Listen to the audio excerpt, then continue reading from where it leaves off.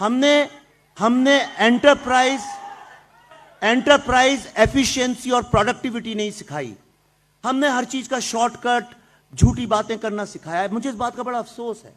लेकिन मैंने यह कहा कि क्या यह संभव है कि हम भारत की जो समस्याएं हैं जो पिछले 50 साल से चल रही हैं, इसलिए कि सब लोग उन पे बात करने से डरते हैं।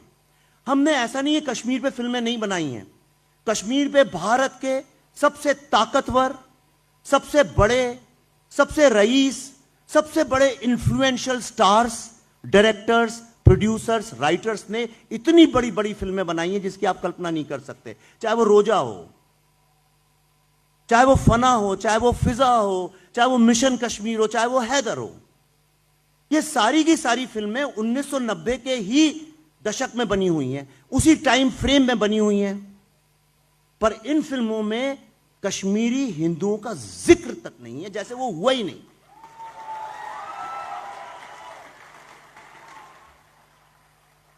दूसरी विडंबना देखिए, ये सारी फिल्में टेररिस्ट लोगों को जस्टिफाई करती हैं कि उस बेचारे पे ये जुल्म हुआ।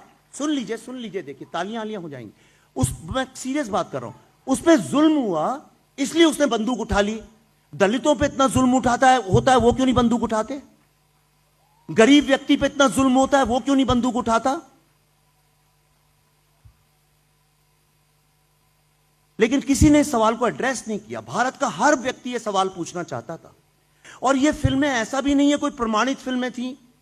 किसी राइटर या डायरेक्टर ने जाके अपने जीवन के कुछ महीने आतंकवादियों के घर में उनके साथ बिताए होते और 50-60 लोगों की मानसिकता समझी होती और तब कहते हां ये तो मैं मानने को तैयार था। हमने डाकुओं को ग्लोरीफाई किया, घोड़ों पे बैठा बैठा के उनको हीरो बनाया। हमने नक्सल लोगों को ग्लोरीफाई किया, हमने स्मगलर्स को ग्लोरीफाई किया, हमने टेररिस्ट लोगों को ग्लोरीफाई किया। और ये एक बहुत इट्स अ सैड कमेंट्री। हमने अपने युवाओं को शॉर्टकट फिल्मों के जरिए भी सिखाया और हमने उनको झूठ बोला। ये गलत है। टेररिस्ट कोई भी सताने से नहीं बनता है। जितने टेररिस्ट मारे गए हैं उनमें से कोई भी सताया नहीं गया था।